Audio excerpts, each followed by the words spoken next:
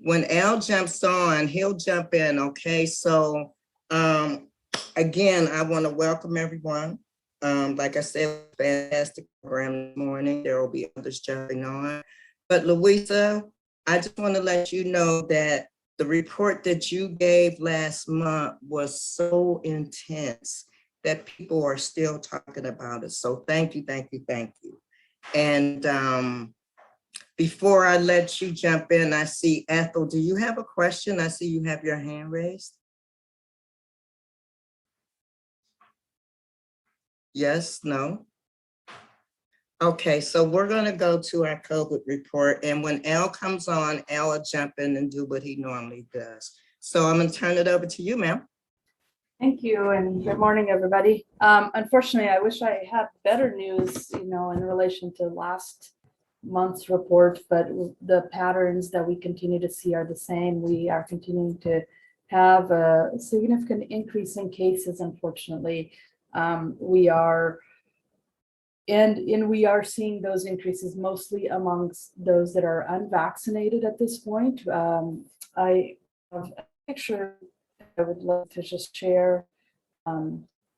So this is as of August 18th. I didn't have a chance to, so I'm going to share my screen. Okay, I'm not able to, but if I can send it, unless Ann, you can help me share the screen. But anyway, we're still mostly seeing those that are unvaccinated test positive. We are, though, seeing an increase in our breakthrough infections. And just to, the definition of that is a breakthrough infection is someone who tests positive, who has had their COVID vaccine, and it's 2 weeks past the last dose in the series. So, Luisa, you should be able to share now. Okay. You should be able.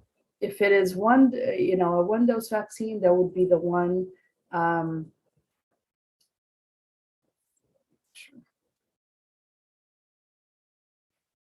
Can you see the slide? Okay, so the yellow people are the fully vaccinated, and the black are the non-vaccinated. In the color, it doesn't mean anything. I was just trying to create a little visual.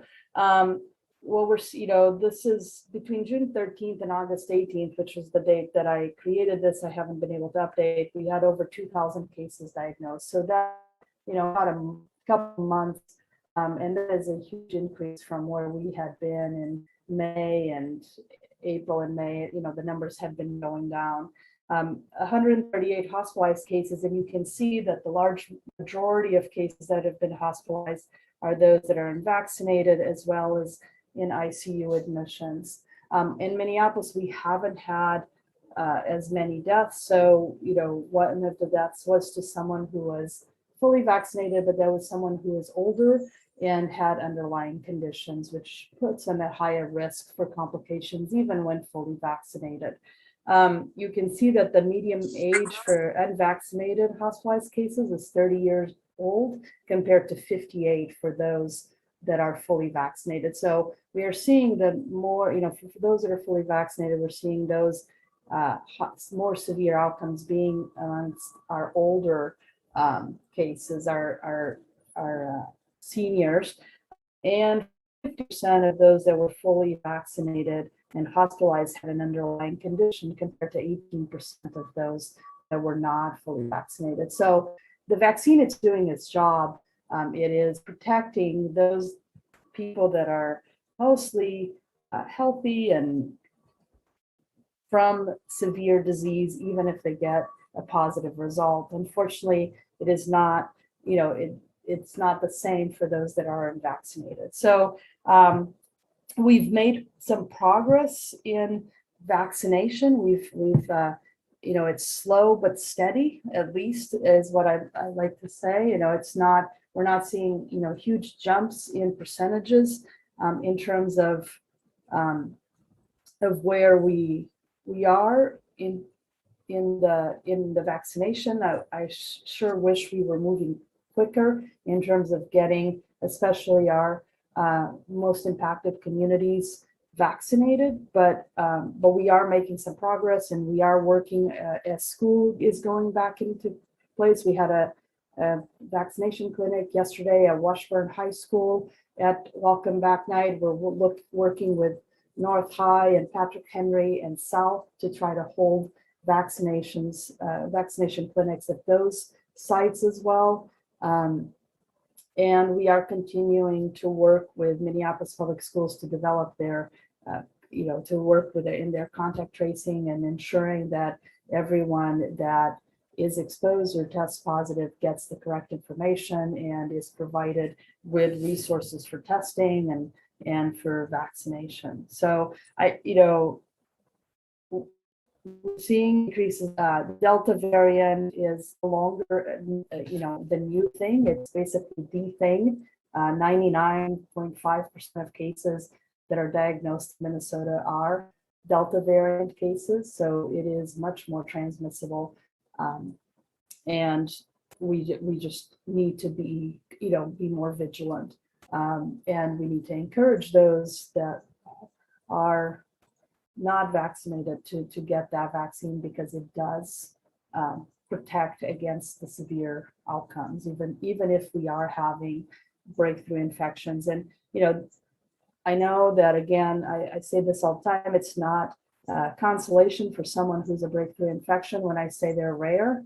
They're not, it's not a common thing. It isn't. It's right now, I think in Minneapolis, the rate is 0.38% of those that are fully vaccinated have tested positive for COVID-19. So it's less than 1% of people that are fully vaccinated have tested positive. And then if you look at hospitalization, it's less than 0.1% of those that are fully vaccinated have been hospitalized. So, and many of those weren't necessarily hospitalized for COVID. They were going into the hospital for some other reason and were screened and tested positive for COVID. So it's not necessarily that people that are fully vaccinated are being hospitalized for COVID, reasons. So just, continue to be vigilant, continue to encourage those in your circles. If you've been vaccinated, talk about your experience, encourage those to be vaccinated, and hopefully we will be able to get a handle on this and turn it back around to where we were at the beginning of June, when our cases were very low and we were seeing maybe 5 new cases a day, and now we're seeing close to 90 cases per day. So very different picture. Any questions?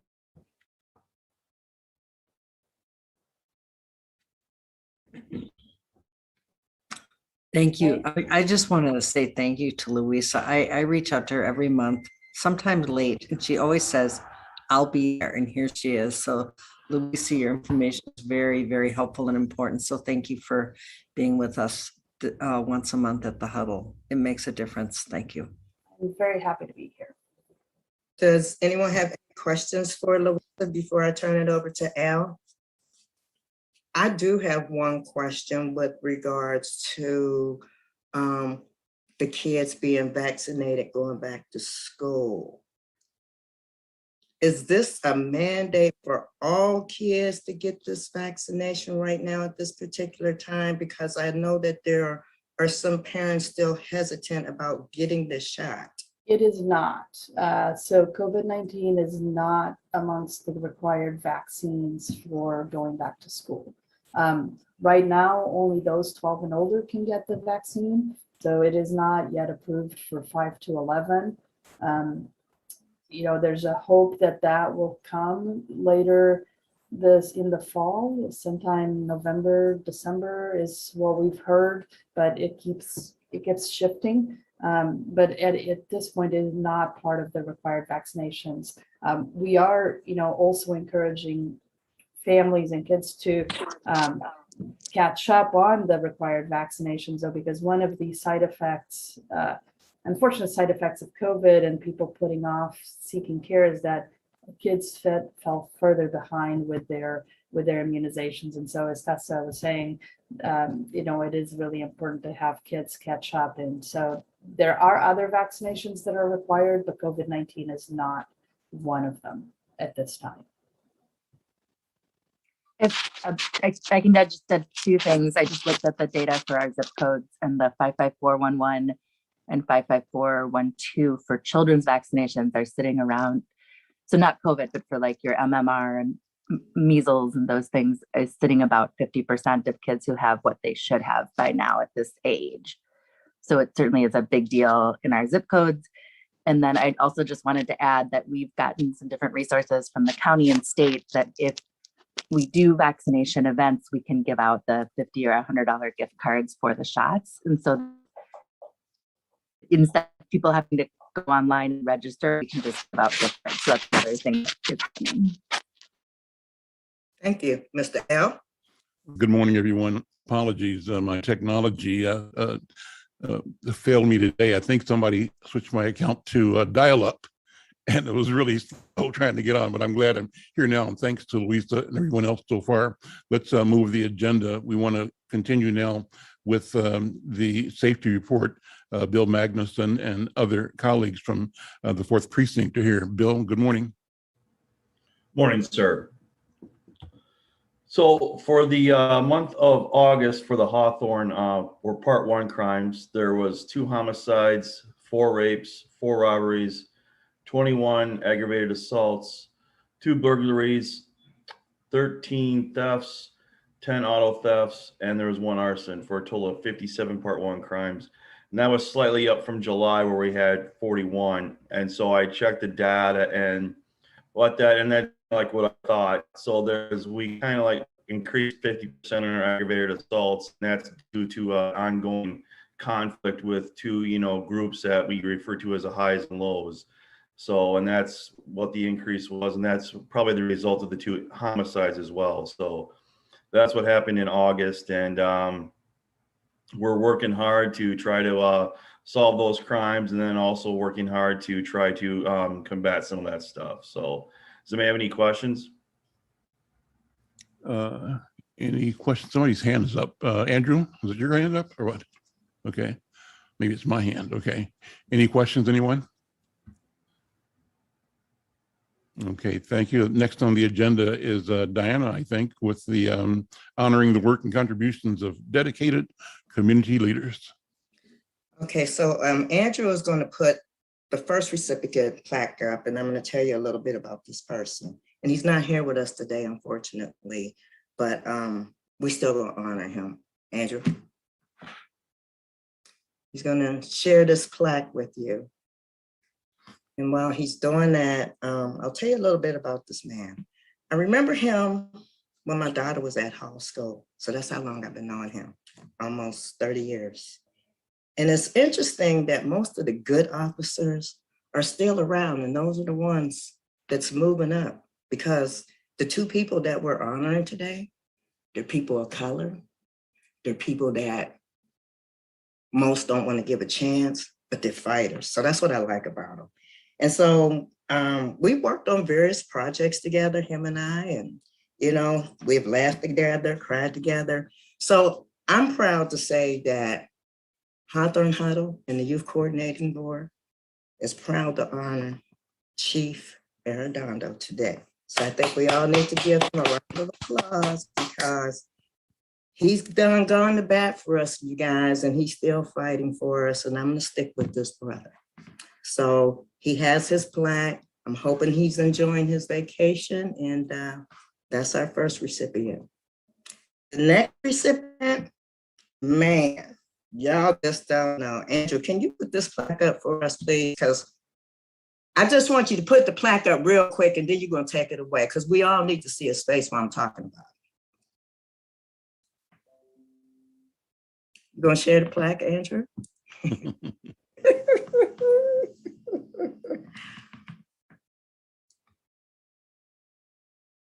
Oh, is it that bad? Sorry, I don't know why it keeps putting up the chief again. Give me a second. Okay, because yeah, this one, y'all, I just don't know. You know, when you meet somebody and you say that's a good one, this a good one. Because when I first met this one, oh Lord. This was back during my NAACP days, y'all. That's how far back him and I go. This, oh my God, let me tell you about Mr. Inspector Charlie Adams. I first met him through my good friend Ron Edwards back in my NAACP days. He was part of that Mill City 5 group, and I'm not gonna go into that because that's a long story.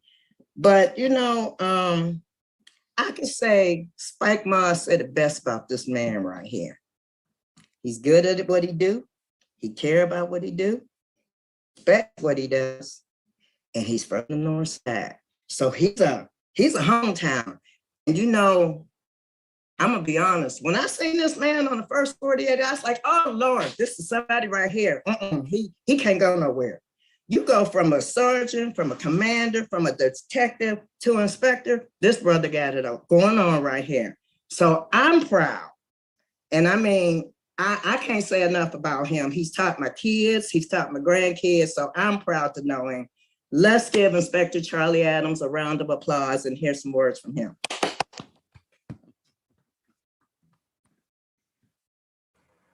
I'm sorry.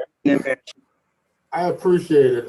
Thank you all. I got emotional when you brought Ron's name up. So he was my mentor. So, but you know, I appreciate all the kind words, and it's interesting. You know, you kind of blew me away telling about some of my personal history there. And you know, like my mom said, you never know who's watching what you're doing, right? And I truly try to do this job the right way. Definitely respect my community, and I don't want to ever bring embarrassment to my community or my family or my church. So I mean, this goes back to what my mom says: you never know who's watching what you're doing, Charles. And I've always lived by that, and I'm gonna continue to live by that. I try to instill that with my 3 kids who are, you know, basically doing wonderful things in this world. My son's doing wonderful things in Minneapolis North. Just to let you know, he's writing a book about his experience as a coach and a cop. And also Showtime has picked up 8 series where they're going to do a series on North football with him, myself, my daughter. So it'll be a family thing. So we're getting a lot of recognition, you know, out there in the community about our community work, I should say. So again, I appreciate the plaque and the kind words. Also, I just want to touch real quickly on some of the crime stuff that's going on. It's been a busy summer. We've been working very hard with low staffing, but we continue to work hard. I have great support with Bill and Shannon and Lieutenant Snyder. But our officers go out there every day and they're providing the service that Northside needs. Some of these issues, we actually started this focal enforcement detail. And some of our partners in that are 4th Precinct CERT Team, MPD Weapons Unit, Hennepin County VOTOF, Hennepin County Probation's ATF, and the BCA. We've done 2 massive raids down at Merwin Drugs has been successful, where we made many arrests and got many weapons off. We took that detail up to 36 in Lindell after a series of shootings up there, and we were successful up there, taking some people in custody and removing some guns off the street. So we're going to continue those details throughout the summer. We're looking at 31st and 31st and Oliver, 3116 Oliver, Minneapolis Public Housing. Right across from there, we have a lot of heroin users over there, and they probably got fentanyl pills over there because we've been running about a lot of fentanyl in the upper areas of North Minneapolis. So we've been taking a lot of those pills off the street. But we're going to do some details up there. We're going to talk to Reverend McAfee, Bishop Hall, about the 20 days of peace, see if we can get those folks to come up there, provide some services at all these lot, so we can make the residents of public housing feel a lot better. So we're going to continue to work. If there's ever any issues, please let Bill know. We're trying to tackle every problem we have in North Minneapolis. The gun violence is basically out of control. We're getting, last week, I think our spot detections were like We had 168 activations from our shot activations, and we recovered over 500 bullet cases. So that's a problem. We're still working on that. But again, I appreciate the kind words. I appreciate the support from every one of you guys on this call, and everybody on the north side has been nothing but wonderful. When I call and ask for help and assistance, they're there. So this is a community effort. This is not a Charlie Adams thing. This is not a fourth precinct thing. This is a community effort. So thank you very much. Great, great. So Diana, what's the video that's next? Yes, the video leads into our main topic. Right. Bill sent us this video about women, African-American women becoming police officers. And I thought, since our topic today, our panel today was about the police, this was fitting to show. So Andrew has the video, and I just thought, just watch the video and everybody will see what I'm talking about. Great.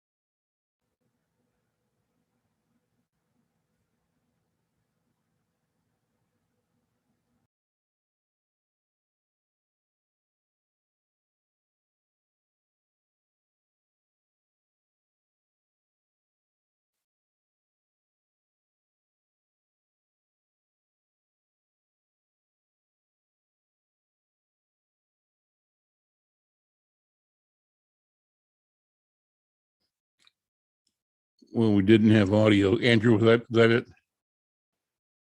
Yeah, you want me to try playing it again? Well, you know what? You can, but you know what? This is an example of a picture being worth 1,000 words. I think that image showed it all. I mean, everybody can almost write the script to that in our own minds, because those are powerful and wonderful images. But give it one more try. And if not, I think we're okay. Yeah. Give me a try.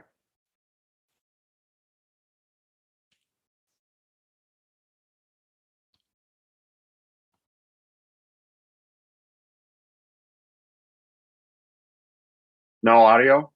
No audio. Yeah. And I think you might have to have used your computer audio in order for it to be. Let me try. All right. Let me try one more thing quick. Hang on. Okay, sure.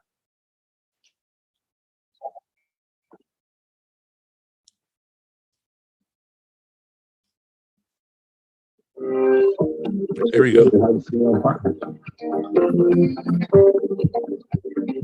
I've been with the Minneapolis Police Department for 30 years. I've had the opportunity to work for several female officers, some as supervisors and some as my partners, and I've gained a lot of experience working with them. We work together as a group. We learn to rely on each other. This is my partner, Officer Scott. The benefits of having a female partner is that it makes the calls go a lot easier for certain situations. Together, we'll make a difference. We make a difference. We make a difference. Together, we make a difference.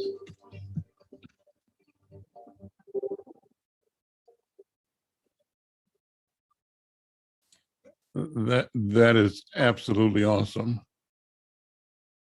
Thank you, Andrew. And again, thanks to the Minneapolis Police Department, law enforcement and peace officers throughout the Twin Cities, throughout the state and throughout the country. Your work is absolutely essential, critical, beneficial to society. You help all of us as citizens, as parents, as neighbors, and as community to live with a sense of calm and without the chaos that could ensue. Even though we know there are problems in different pockets of community, I think we all, I think I'm speaking for all of us in saying that we really, really, really appreciate and applaud and celebrate your bravery, your integrity, and your desire to serve our community. With that, let's move on to the panel. We're pleased to have a panel including our special guest here to talk about the police department. Our guests include the Inspector Charlie Adams, Lieutenant Grant Snyder, and Sharon McDonough. And we want to just open the floor for the three of you to talk about your work. Shannon McDonald, sorry, Shannon. Talk about your work and issues, priorities, and what the community can do to support the work that you do on our behalf. So I'm going to turn it back over to Charlie Adams.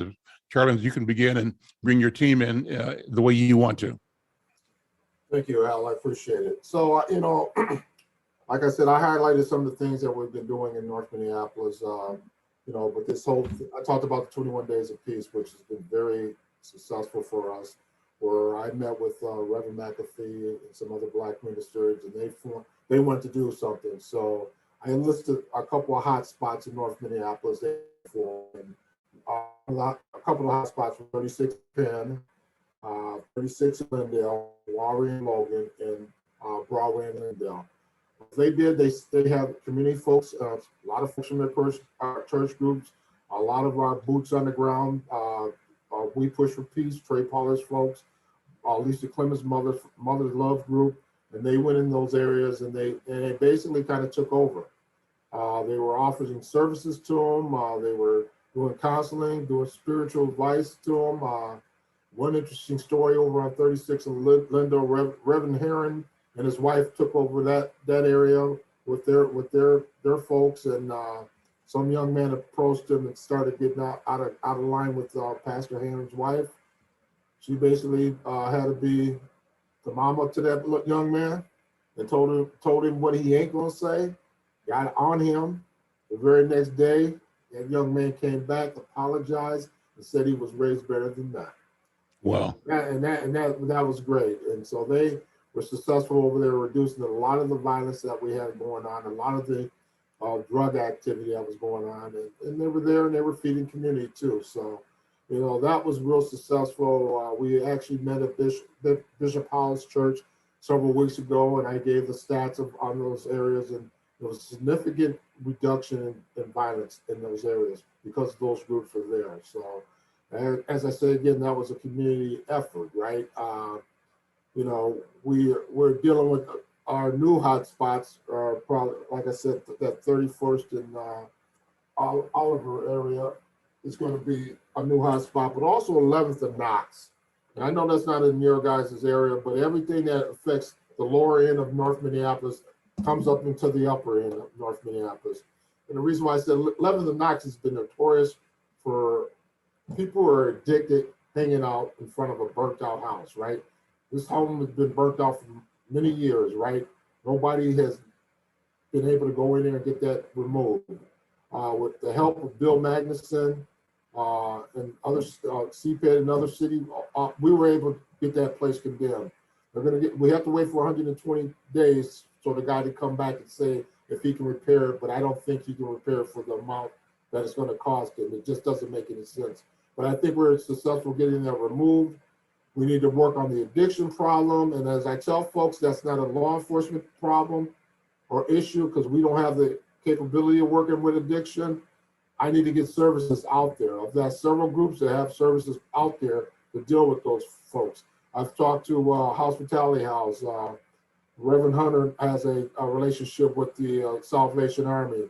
So hopefully he can get their addiction folks to come down there and start talking to these folks. He wants also going to try to meet with Turning Point to see if we can get some services down there. I mean, you know, we all is in this together, right? But law enforcement just can't do it themselves. You know, we've heard all the talk all year how this 911 study comes up. Well, we can do this. Other city entities say, well, we can do this. So traffic enforcement, our traffic unit said they can do that, right? Well, we just recently had a situation where we needed traffic control in North Minneapolis. And they said they weren't coming over to North Minneapolis because it was too dangerous because of the gun violence. And I'm like, but you said we need your assistance over here, right? So we've sat down with their head and who actually understands, and she's African-American, Northsider. She's intern right now, Sheree, and we had that conversation a week ago, and she's on board with assisting us over in North Minneapolis. And the good thing is she is from North Minneapolis. So You know, and like I tell everybody, we got to take care of our own neighborhood, regardless, because other people really don't care about what goes on over here. So we got to do this together. So, you know, so those are some of the issues we're working on. I can let Lieutenant Snyder can talk about some of the encampment issues because he's our encampment specialist in North Minneapolis. You don't have any large ones. I think you have 3 or 4 tents up there, and I just seen one today off of Penn and Lowry there, where somebody's kind of establishing an encampment on the Hennepin County's property, right next by the liquor store, next to the post office. So we're going to deal with that situation. But Grant, can you talk about some of the stuff you're doing, please? Sure. Thanks, Inspector. And thanks to everybody for recognizing the incredible work that the inspector is doing and giving his leadership up here. It's a pleasure to work for him and to work up here on the north side.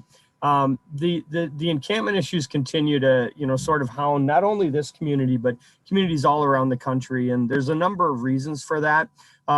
You know, a couple of years ago, people really started to take a hard look at how we dealt with encampments. And, you know, the city of Minneapolis and Minneapolis Police Department in general was no exception to that. And so when we start seeing encampments pop up, you know, there's a real benefit to trying to get in touch with individuals quickly, to try and figure out what partnerships may be required, what collaborations may be necessary to help people sort of move beyond that. You know, some of the challenges and, you know, with the comorbidities that go with encampments and with homelessness are just a very difficult problem and to deal with. And, you know, many of you have heard the adage, housing solves homelessness. And while that's partially true, what really solves homelessness is successful housing. And the pieces to getting someone to be successful include things like chemical dependency, advocacy in general, you know, life skill support, mentoring, and all those other things like that. And so as you can just sort of from that list, you can kind of get an idea that, you know, that the road to trying to get folks into a place that's safe, where they're not sleeping outside and you know, having sort of the residual impact on our community is a very partnered approach. And so to that point, we work very closely with not only with our navigators that deal with homelessness that are both working for CPED and for the health department, but also a number of other organizations like the Vivo and St. Stephen's and you know, many of the other ones around here that also serve our community. And so we're constantly looking for input. We do try and take a relational based approach. I feel strongly that only through getting to know people will we really get to understand, you know, what their particular needs are and what some of the struggles that they're facing are that are kind of keeping them out there. And it also gives us an opportunity to kind of speak with them about some of the impacts, unintentional though they may be, that are, you know, kind of borne by our community once we get an encampment that sets up. So we're going to continue to work on that. Communication is the key there. I will always respond to and appreciate reports about encampments or about people that are out there on the street. We're tied into a couple of very effective nonprofits that do a lot of day-to-day outreach, and we can get folks out there and get them in contact and hopefully make a change in some people's lives. So this is a partnered approach, and I just really thank everybody for their partnership on these. All right, thank you, Grant. Shannon, can you share with the group some of the things you've been doing? Yeah, thank you, Inspector. Congratulations on the recognition.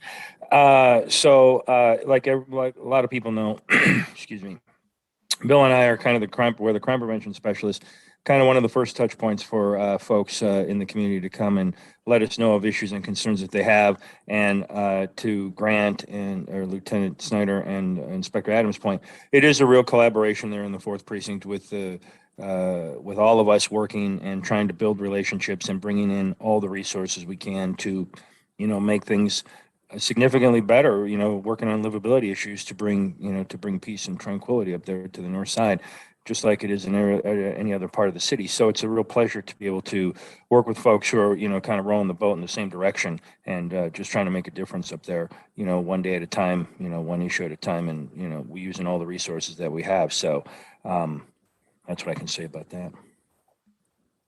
All right, thank you. Bill, can you share? Yes, sir. So I'd like to say that with this pre-pandemic, the crime prevention specialists would host a lot of home security workshops, personal safety workshops, and we do in our community room, invite everybody into the precinct, because it's like, in my perspective, a precinct is a community house. It's for the community, right?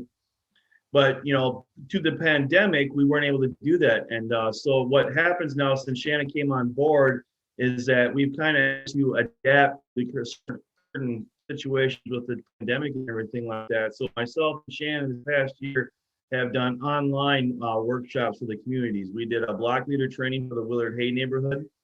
Shannon helped me facilitate that. And then just recently, last week, we did a personal safety workshop, and we kind of had to tweak it to make it specific to the occupation for personal home health care people who are going back out in the community and servicing people and clients that need their help. And so they were concerned about the uptick in violence on the north side, and not just in Minneapolis, but in Brooklyn Park, Brooklyn Center. So they approached us, and we kind of tweaked our presentation for them, and it was very successful. And I think that Shannon would agree with that. So we were able to tweak that. We're still able to serve the communities. We adapted to our certain situations and did things online virtually until we can get back to doing things in person. And also, Inspector, I think that maybe we should highlight the incident, that robbery suspect in St. Paul who fled up into North Minneapolis, and that you and the rest of the 4th Precinct and some of our community partners instrumental in resolving that possibly volatile situation into a peaceful resolution. Maybe you want to talk about that. Yeah, we had a young man do a series of robberies in St. Paul. St. Paul got in a pursuit with the young man. He came all the way to Minneapolis here. He ended up right off of Lowry, and I think Lowry and Knox or something like that, in that area. When officers approached him, he had a gun, and he said he was going to kill himself. So officers backed off. St. Paul let us take it over. We had our negotiators get up there. We had our SWAT officers up there. It was kind of a chaotic situation, we're just, and I'm walking like, we cannot shoot another person in the city. That was my whole mindset, but also worried about my officers too, so it was a standoff. And first thing I did when I got the call, I called Reverend McAfee and I said, hey, I need some people up there. So he sent some of his New Salem folks up there. I texted Lisa Quinn, and she sent some of the Mother Love group up there. We got up there, our negotiators were there. This young man actually did a pretty good job of still getting some of his own mental health providers to show up at the scene. He was on the phone with his doctor. His mother and father was on, probably back and forth. Had the opportunity to speak with his mom, and all she was just crying about, don't kill my kid, don't kill my kid. I'm like, man, we don't want to do this. Can you please just tell him to come out, put his hands up, and it's over. So he was just really distraught, and the lights from our cars were starting to trigger whatever was going on with him even more. And his father called me, and I talked to his dad. His dad was in Mississippi, and I'm like, we don't want to do anything to him. We just want him to come out, And I was to the point it was kind of tense. I was nervous, and then one of my SWAT sergeants walked up to me and said, he said, Inspector, I know you're pretty nervous over this, but we're going to take all the time we need to get this settled, which was reassuring to me, and I trust my sergeant, and it made me feel a little bit better, and I was able to, communicate back and forth with the crowd. His uncles showed up, and they were very helpful and instrumental in trying to get him to come out. So, as we're sitting there and it's going back and forth, there was a guy who pulled up. They were at the protest over in South Minneapolis in Uptown, and they had a big truck with a big microphone on it. And we were getting the young man settled down, and all of a sudden this guy decides he wants to take his microphone and starts yelling, don't kill him, don't kill him. The father was on the phone with me. He's like, what is that? I'm like, just a minute. I went over there. I lost my composure. I said a couple of swear words to the young man. And I said, this is not the time for that. And he said, well, my son. I said, yeah, that's not your son, because his dad's on his phone and his two uncles are ready to come over and whoop your butt. get on there again, then you're gonna have a problem. And the guy looked at me, he apologized. It was not a time for doing that out there, so we were successful to get that calmed down. But eventually, the young man came out when we took him to the ambulance, and I went and told the crowd everything was called for. And it was kind of strange. We got applauded. Everybody applauded us, the residents and the community partners. So it was one of those things I didn't just, I just like, yeah, this is what we do. The next thing you know, we got all kinds of media coverage over it, which, like I told him, I said, well, this is not what we do all the time, at least my group, that's what we do all the time. So I'm glad Bill brought that up. I forgot about it, but that's kind of everyday operation with us in the 4th precinct and our community partners. So that's why I didn't really bring it up. So thanks for bringing it up, Bill. Well, I think you deserve applause again, so I'm going to lead with that again. That's a powerful story, and I'm so glad to hear the outcome. So thank you so much. Go ahead, Bill. No, I was just going to say thank you. And I think that everybody should know that what I want to say is that I can't tell you how good it is for me to work for, 3 legends, in my opinion, in the MPD, in Inspector Adams, Lieutenant Grant Snyder, who is a legend in his own right with his work in the homelessness. And before that, he was one of probably the premier investigators for sex trafficking, and MPD was lucky to have him. And then also everybody remembers Lieutenant Mark Montgomery, who is who's our property crime supervisor now. And it's just great to go to work every day and work for such 3 great men, in my opinion. So, and I think that the North Side is lucky to have all 3 of them. That's all I want to say. And of course, being a partner of Shannon has been excellent too as well. Okay, thanks, Bill. I mean, I guess, for me, we're down to crime prevention specialists. So let's make sure if anybody out there got any influence to help us get the place too, because Bill and Shannon's covering the whole North Side. And I don't think it's fair. I think we need to get at least one or 2 more bodies to assist. So if you have any influence out there, start asking where is your other CPS at. So that's all I have. Any questions?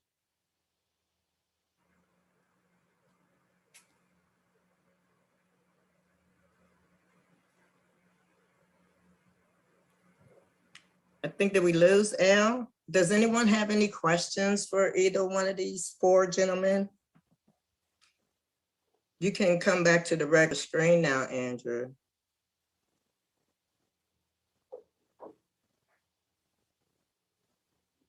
And do you have anything you want to add? I think we lost Al.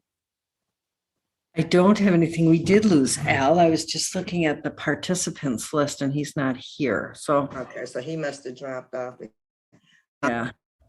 So now we're going to open it up for questions and answers for everyone if they have any questions for our officers or the inspector.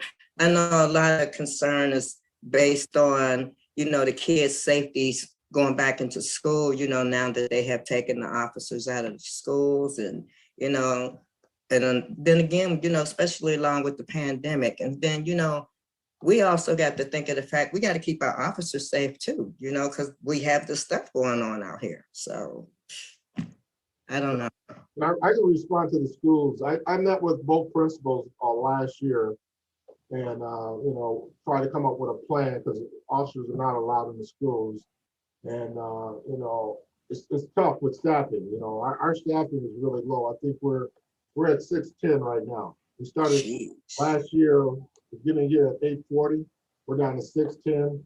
And that means we only have 393 officers on the street. So I don't know where I'm going to get the officers to go up to the school right after school's out. We float cars up there when school is letting out. It's a big concern. Also, right. They're not even really thinking about, football starts Friday. Right. So high school football starts. Most schools are, especially our school now, we have lights, so they're going to be night games, right? So we have no law enforcement up there for those Henry games, the Southwest games, the Minneapolis North games. So that's a big concern. So, I don't know what the answer is to that. I just wish they wouldn't have taken the SROs out of school because now we're already seeing the impact of that, right? Not having them there. So, you know, I'll do my best to try to, you know,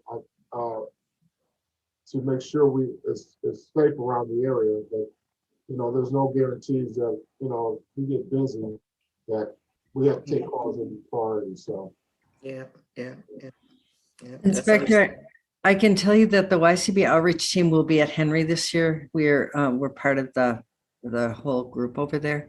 Now, our outreach team is a youth engagement team. They're not enforcement, they're not police, but they frequently do accompany young people out of school at the end of the day to help, you know, kind of keep things calmed down. And we found that an effective strategy at Henry. Also sometimes do the games and are kind of present at the games. So they can be called on if they're around in their yellow shirts. Diana's son is actually our lead guy up at Henry. He's our lead guy. And so they'll be starting again. I think they start the second week of school because the first week we found isn't really a week that everybody's getting all organized and stuff. But they'll be up there, and I think you may know Latoya Balagoon, who coordinates that team. If you don't, I'm happy to introduce you. But if there's a way to do coordination between that team and your team, let us know, because we'd be happy to do that. well, I didn't know that. That's great to know. Thanks for sharing that with me. Anybody have anything else they want to add? Any of our guests want to add anything? If not, you know, this is good because we did our announcements, and if does anybody have any other announcements? I think we should give our panel a round of applause because it was very informative, the information and the work that you guys are doing. I know that there's a lot of talk around the reform, and that's a whole nother huddle session. To me, that's depressing, so I really don't want to talk about that, but you know, me being who I am, I do have to talk about that. So that's a whole nother huddle session. So again, does anybody have anything else that they want to say? Because we're getting close to the end. Matter of fact, we're early. I do want to mention though that Hawthorne is going to still collect coats for the winter warmth. And that is going to happen November the 11th at the Hawthorne office. You can email Andrew, and I think he's put his contact information in the chat if you want to donate, if you want to have a drop-off site. We will also give backpacks again. We'll give those away again. And then our board meeting is September the 24th. So if you're live in Hawthorne and you want to consider joining our board and help us make a difference in the community, you can email Andrew again. Miss Sarah, where'd she go? I know she wanted to talk a little bit more about the parks. Here, hi. All right, introduce yourself to everybody for those that don't know Miss Sarah. So my name is Sarah Rossman. I am the park director now at Farview. I was actually youth line at Farview about 6 years ago. And I've been on the north side for about 15 years working with the parks. Most of my experience have been working with teens. So I'm excited to be back at Farview. Right now, we are currently not technically open, but we are starting September 8th. We're going to be open for programming. So we are trying to kind of get kids back in the park. We have football starting, even though our football numbers are really down. We only have one football team this year. So we're just trying to get things back moving again and trying to get kids back in the park. It's been pretty quiet, which is really surprising considering Farview is usually a really popular park. The pool was down for a while, so I think that was a big part of it. So that actually just got fixed. So hopefully next summer we'll have the pool up and running. Today, actually at North Commons, we have a big back to school event.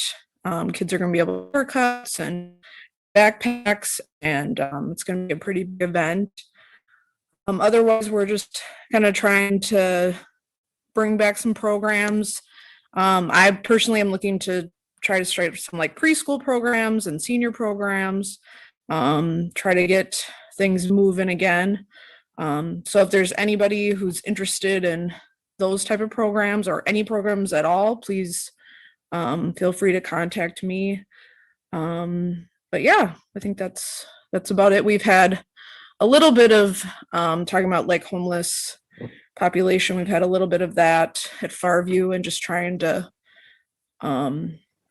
be safe with our children running around, and nothing too horrible, but we have a few porta potties that I think are left unopened. So we're trying to kind of figure out how we can maybe make that a little safer. But otherwise it's been going pretty good. Any questions for Miss Sarah? It's nice to have you on board down at Farview. Yeah, thank you. Miss Ann, I'm gonna kind of let you wrap it up because we're getting close to the end.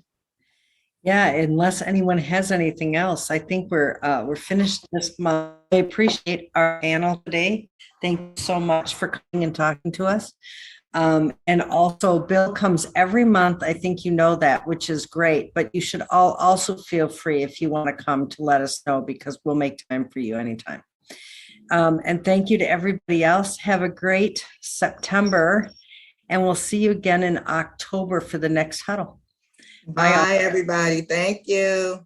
Have a great day.